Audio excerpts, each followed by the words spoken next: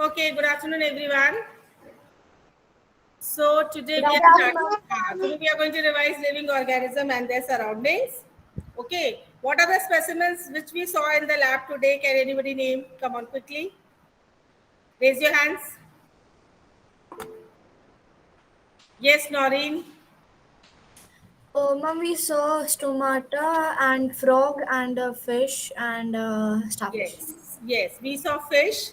Then it is an aquatic adaptation. Then we also saw the hydrilla plant.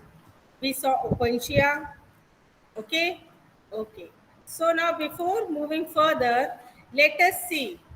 So living organisms and their surroundings. First word comes in our mind is habitat. Okay. So what is habitat, children? Who can define it properly? So many times I have been telling you types of habitat and habitat. So what is, yes, Daksh? Habitat is a dwelling place of the living organism. Absolutely correct. Properly said. Habitat is a dwelling place of a living organism. Okay, so it is a place where living organisms they survive. Okay, and we have studied different types of habitat, namely terrestrial and aquatic. Mainly these two habitats are concerned with this chapter. And what is the things which are got in the habitat, like what are the things which organism receives from from its habitat, so it fulfills the need of food, water and air. Okay, and different plants and animals share the same habitat. So these are the things, any organism who's living in any habitat, okay, so that organism will get the food and water from that habitat, and that organism will be able to survive properly in that habitat. Okay, so types of habitat, if we see, terrestrial and aquatic. Okay, we have also talked about aerial, but in this chapter we will be studying about the terrestrial habitat and aquatic. So terrestrial habitats, there are different kinds of terrestrial habitats as well. Okay, what are they? So terrestrial habitats, it includes forest, grassland, deserts, mountain, coastal areas. Have we discussed about all these places? Yes or no? Yes, Yes, ma'am. ma'am. Okay, I'm going to ask the questions Yes, ma'am. as well. Okay. So we have the forest, we have the grasslands, we have the desert, coastal, mountain regions, etc. Okay. When we talk about the forest, fine. So can you tell me what is the climatic condition of the forest area? Why a certain place is called as forest? Yes, Noreen? And the climatic condition is cold because there is an excess of oxygen there because of the trees present. Okay, anything else, Daksh? What about forest? Actually, forest is densely covered by the trees and plants. Yes or no? Yes. Okay. Yes, Yes, ma'am. So the weather will be pleasant. Fine. Whose mic is on? Can you name some animals that live in the forest? Write in the chat box. I'll check the chat box.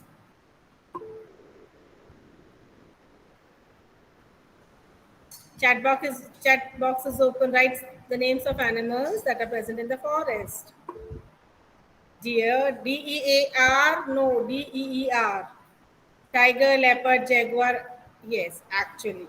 So we categorize the animals that are present in the forest and the grassland into two categories, the prey and the predator. Okay. So who is a prey and who's a predator? Please Yeah. explain. Yeah. Ma'am, prey is Ma'am, the may one I? which is being eaten by the predator and predator eats the prey. Okay. So now that is correct. The prey is an animal which is eaten by the predator. That means the predator will eat its prey. Astha, can you tell me what is the main difference between the position of eyes between the prey and the predator? Like if you talk about the eyes of deer and or we talk about the eyes of the lion. Where are the eyes located?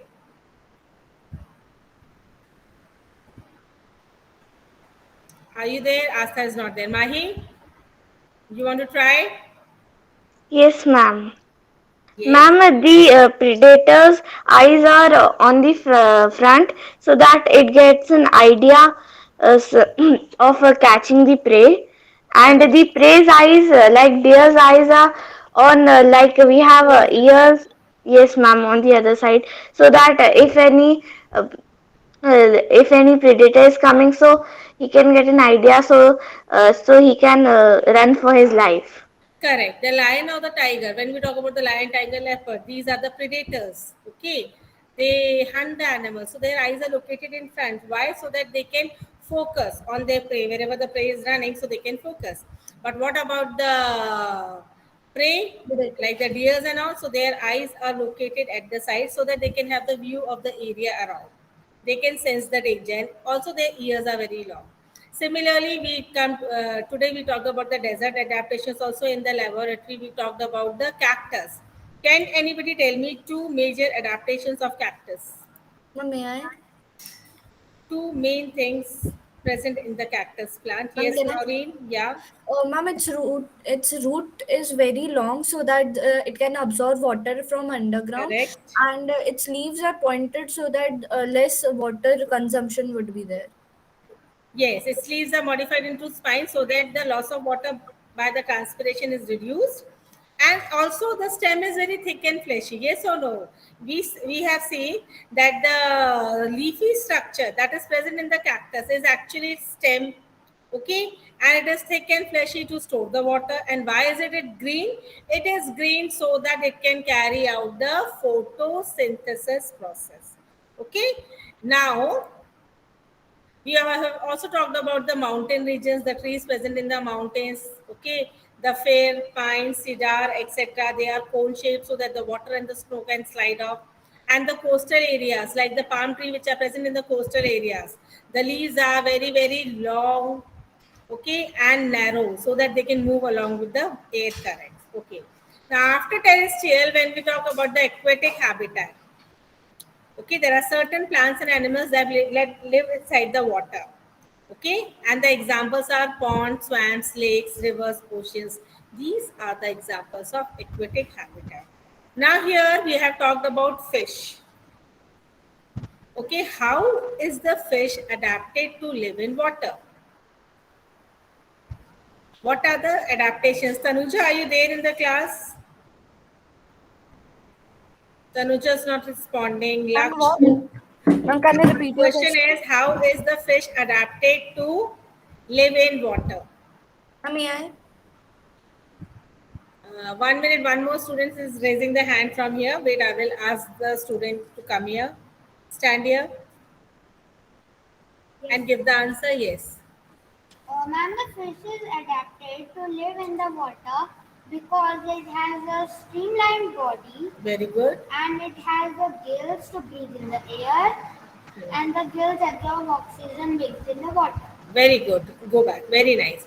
So Anshuman has given the answer that fishes have streamlined body. Streamlined body, how it is? It is narrow from the front, then it broadens and then it narrows. Okay, and it has the gills to take in the oxygen that is present in the water. So it breathes with the gill. And where are these gill slits located? These gill slits are located near the mouth. And also the fishes have the fins, which helps them to swim. Okay, that was about the aquatic adaptation. Okay. Now we move on to the word adaptation. What do you mean by adaptation, children? Adaptation is the presence of specific features or certain habits that is present in different organisms. And why it is present, as you can see the second point here, it enables the plant or the animal to live in its surroundings. Therefore, the adaptation is really important. Then different animals have the different way of adaptation, like when we talk about the aquatic, when we talk about the desert, grassland, different organisms live in different areas. For example, the polar bears. Where do the polar bears live? Ma'am, in the cold regions. Yes, in the polar region, the Arctic, Antarctic. So if we bring the polar bear from there to our area, will it be able to survive? No, ma'am, because it is adapted ma'am. to that kind of weather. Yes, correct. It will not be able to survive. Why? Because it is adapted. It is having the fur, it is having the layer of fat. So that keeps the body warm. So different organisms are adapted to different areas. Now, next, it is saying that thousands of years are required for adaptation. Adaptation cannot take place in a day or two. Many years are required for adaptation, and it is a very long process. Then, second one, if any organism is not able to adapt to its surrounding, what happens? It dies off. Okay, and this is where we say that survival of fittest. That means any organism which is fit to live in the environment, which fits in the environment, will live. Okay, others will not live. Okay, that means adapted ones will survive. Examples like desert is adapted in the desert, camel is adapted to live, fishes lives in the water body. So this is about adaptation.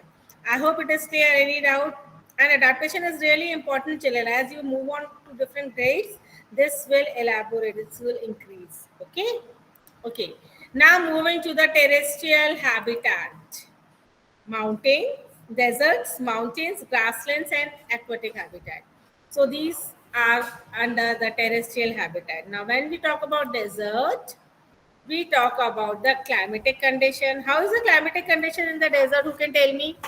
Ma'am, humid and hot. Ma'am, very hot. Yes, the deserts are really very, very hot and dry also. Now, the water is less, yes or no? Yes, ma'am. So deserts are hot and dry. Okay. Now, what are the adaptations that is present in the camels when we talk about Ma'am, it adaptations? has long feet so that Yes.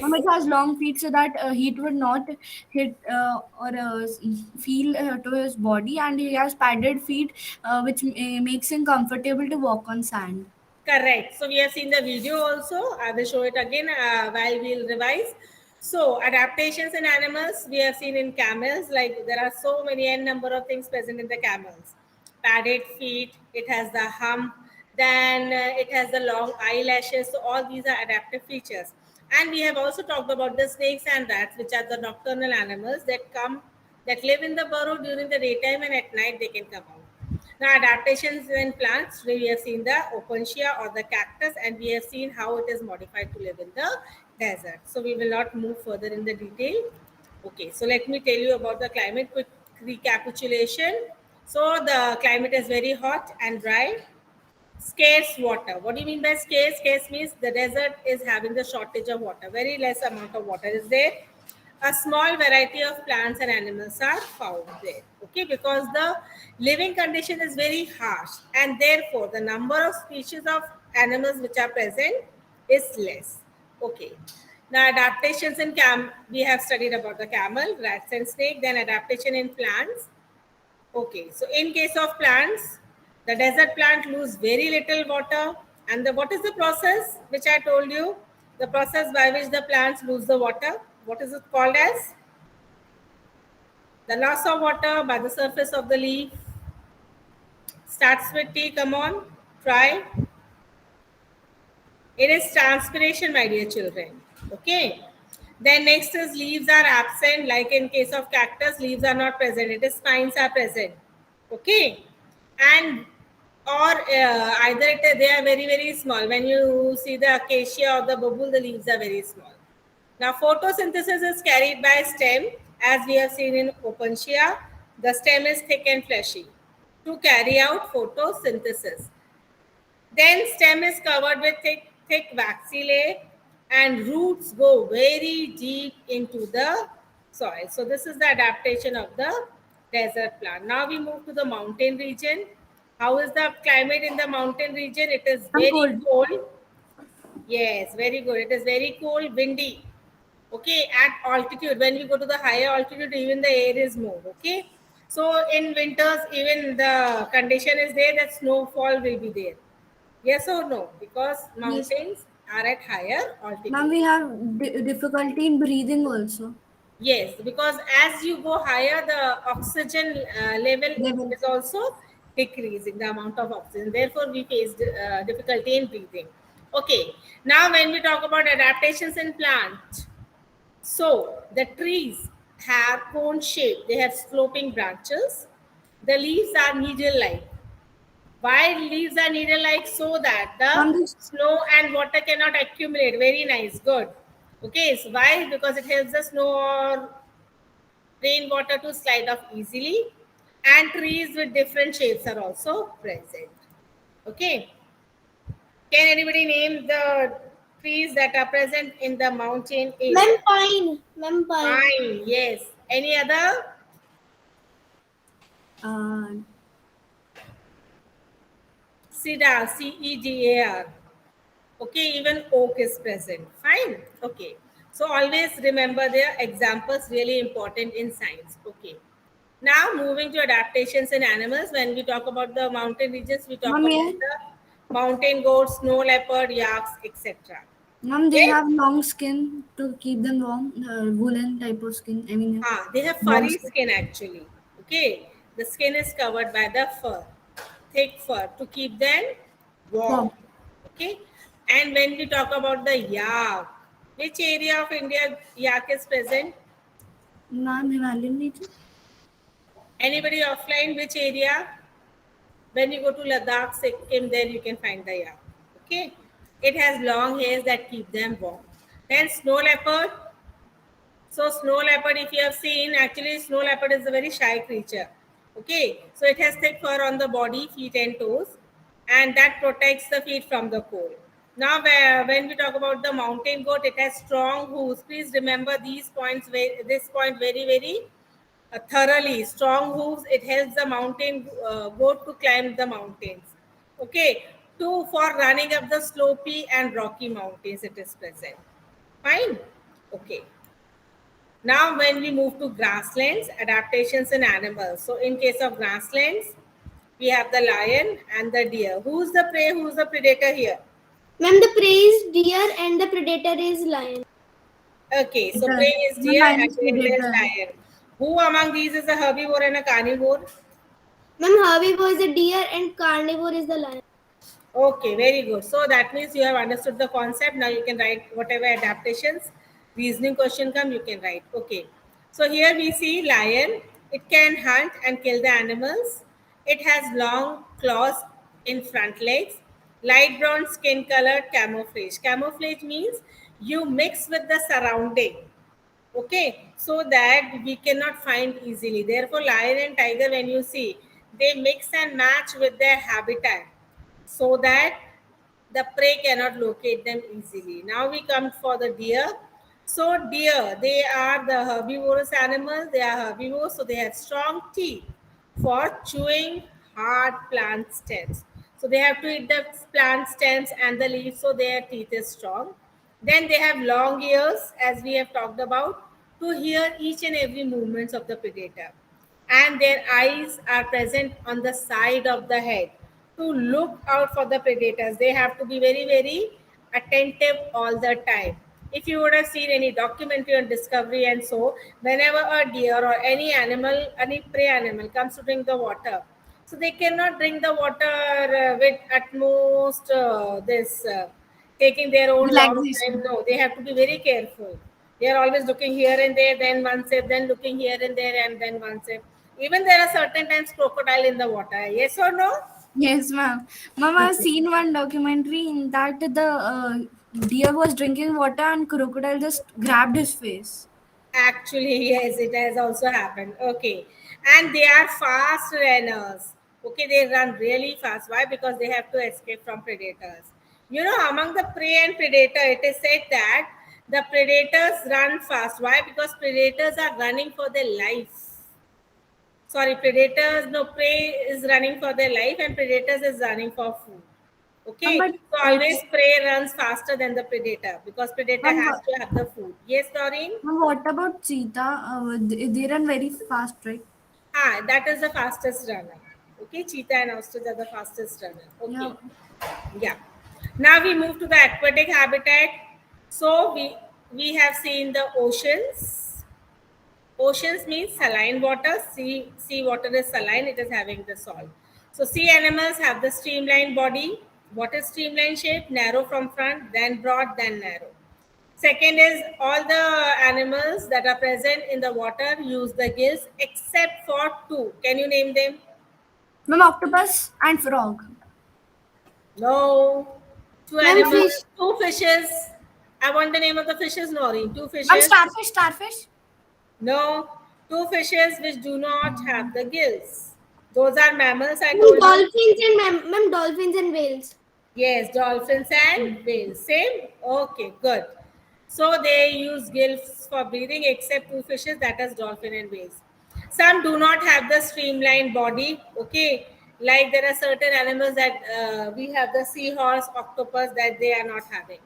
Some Ma'am, do not starfish, have ma'am. gills. Okay, so sea animals have the streamlined body that is to move easily in water. The reason behind this, gills used for breathing because they breathe the oxygen dissolved in water. Some animals that do not have the streamlined body, we have the squids, octopus, because they stay deep in the ocean near the seabed. Seabed is the bottom of the sea. Okay, and they can catch that prey that moves towards them. And some do not have gills, dolphins and whales, because they are mammals, and therefore they breathe through the nostrils and blowholes. And lastly, when we talk about the adaptations in case of fishes, they have the streamlined body, which helps to move them inside the water. They have slippery scales on the body and flat fins. I hope this is clear. Yes? Yes, ma'am. Okay, now something new. Now we are going to talk about the difference between living things and non-living things. Now, since childhood, you people are listening about what are the living things, what are non-living things. Here we will talk about each and every feature that discriminates between the living things and non-living things. First and foremost, all living things that are present on the earth, they need the food. Without food, can we live? No, No, ma'am. ma'am. No. But why do we need the food? Ma'am, Ma'am, because food gives us energy. Yes, even it is nutrition. essential for all living things because it gives us energy to do each and every work. Okay. Plants are the only producers of food on the earth. By the process of photosynthesis, they make their own food. And all animals depend on plants. So plants are producers, they are autotrophs. Animals are heterotrophs, and heterotrophs include the herbivores and the carnivores. Clear? Okay. Yes, ma'am. And all living things show growth. That means they are going to grow. Okay. So all living things grow. The young ones of animals grow into adults. Like pups of a dog will grow into the dog only. Chicken will hatch. So all the living organisms will grow. Very important point, that is respire. The moment we are not respiring, we are not breathing, that means we are not living. So all living things take in the air that is rich in oxygen and it give out the air that is rich in carbon dioxide. They breathe, they respire. Next, response to stimuli. Very important. Any change in the surroundings, children, we show the response. Why? Because we are living. Okay, if I talk about my water bottle here, okay, if I'm beating my water bottle, will it respond? No, ma'am. But if a small child comes to me whom I don't know and if I'm giving him nice on the cheek, what will happen then?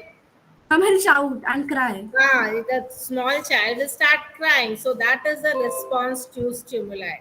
There are certain examples also that we shut the eyes automatically. Okay.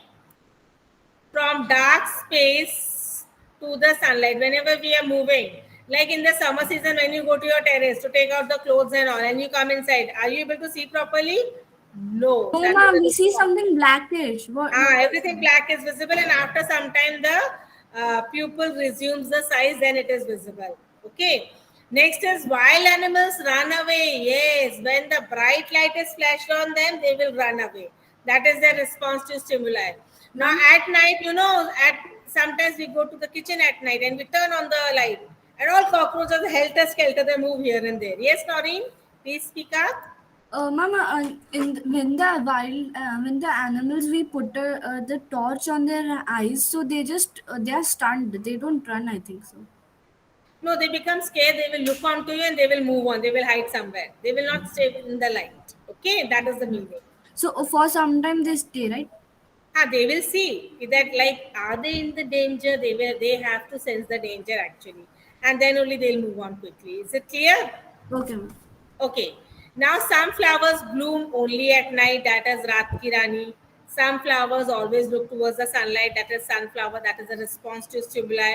You would also have heard about the flowers 9 o'clock and 10 o'clock. Okay, the pink colored flowers that bloom at this time. Okay, Yes, yes, that is ma'am. also a response to a stimuli. The mimosa pudica or touch me not. When you touch the leaves, here it is given. So what happens when you touch the leaves? It Ma'am, it is closes. closed. Okay, how many of you have seen? Yes, Mimosa pudica is the scientific name. Commonly, yes, Tanuja is also seen. Okay, so commonly it is called as touch me not. So I hope the characters between the difference between the living things and non-living things is clear. Okay, before we move further, here is the tabulation of the differences between living things and non-living things. So first is living things are made up of cells, whereas non-living things are not made up of cell. Our body is made up of millions and trillions of cells. And do you know each cell of our body has the cytoplasm which is having the water. Therefore, we say that most of the portion of our body is made up of water.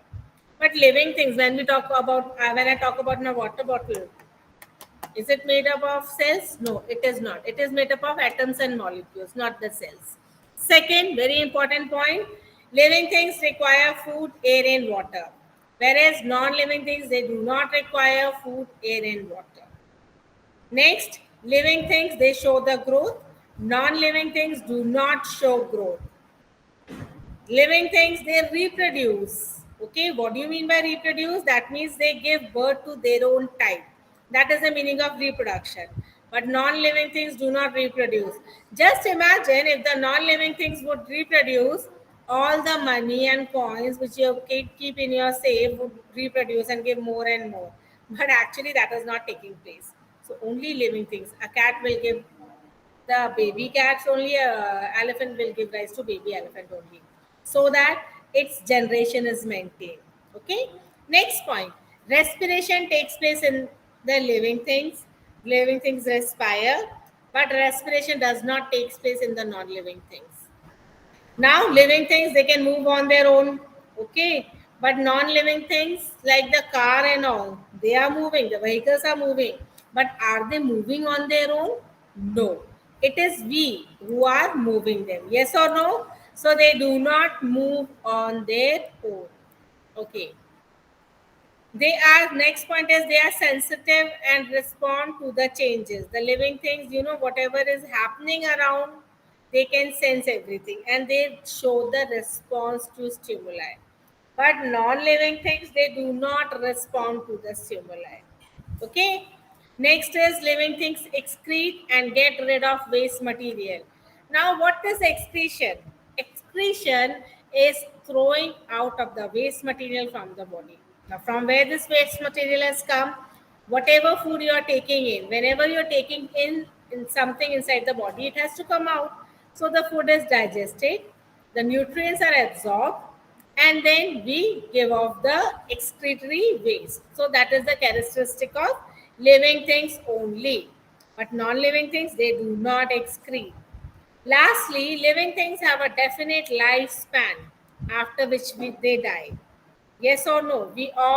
You people are very small, then you will reach the age of youth, then you will mature, then you will have the old age, and this cycle will continue.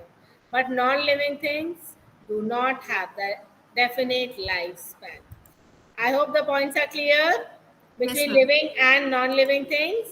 Okay. Lastly, here, do all living things move? Let us see. Now, animals move from one place to another. But the plants, now plants are also living, but they do not move from one place to another. They are anchored in the soil. That means the roots of the plant are present in the soil. They will not move. Okay, so they cannot move. So various substances move through the plants. They have certain cells which allows the movement of the water from the roots to different parts, and the food that is present on the leaf to other parts. Okay, so water, minerals, and foods are supplied to each other, to every part of the plant. Is it clear?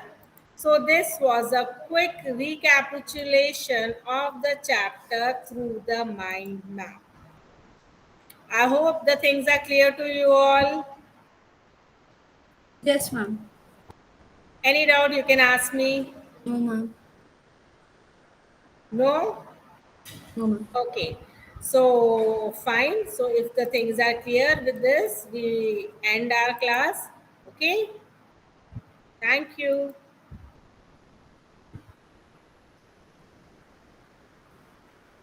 Well.